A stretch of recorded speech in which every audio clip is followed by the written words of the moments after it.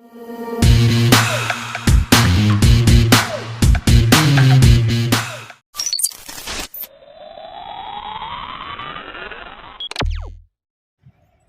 Friends, எல்லோரும் எப்படி இருக்கீங்க? நல்லா இருக்கீங்களா?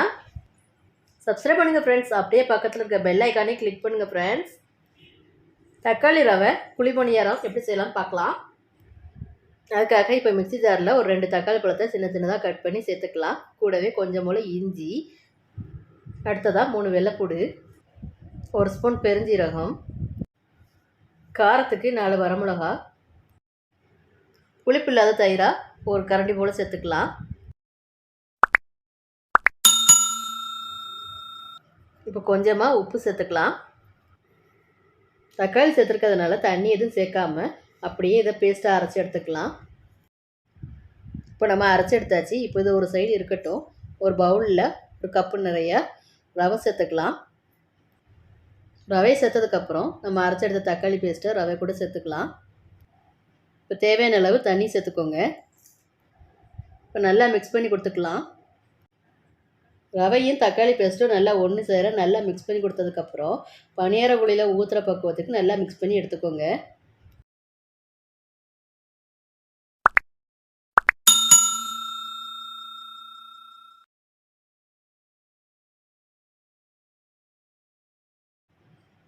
நல்லா கலந்து கொடுத்ததுக்கப்புறம் ரவை நல்லா ஊறி வரட்டும். அதுக்காக ஒரு 15 நிமிஷம் மூடி வச்சு ஊற வச்சுக்கலாம். 15 நிமிஷம் ஆயிடுச்சு. இப்போ ரவை நல்லா ஊறி வந்துட்டு அது கூட இப்போது நம்ம திருவி எடுத்த கேரட்டை சேர்த்துக்கலாம்.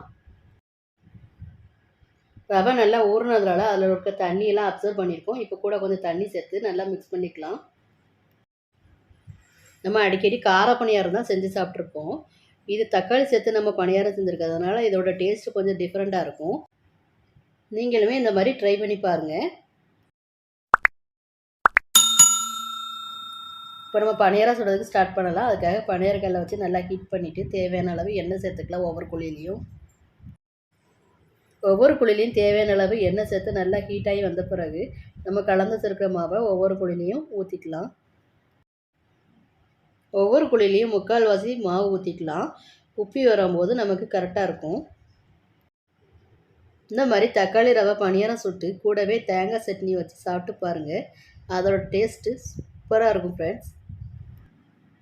ஈவினிங் டைமில் இது ஒரு ஸ்நாக்ஸாக கூட நீங்கள் செஞ்சு சாப்பிட்லாம். அப்படி இல்லைன்னா பிரேக்ஃபாஸ்ட்டை கூட நீங்கள் ட்ரை பண்ணி செஞ்சு சாப்பிட்டு பாருங்கள்.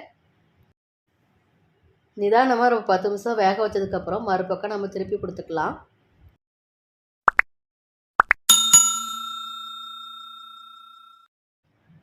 மறுபக்கம் நல்லா வெந்து வந்த பிறகு தக்காளி ரவை குழி பணியாரத்தை எடுத்து வச்சு தேங்காய் சட்னியோடு சாப்பிட்லாம் ஃப்ரெண்ட்ஸ்.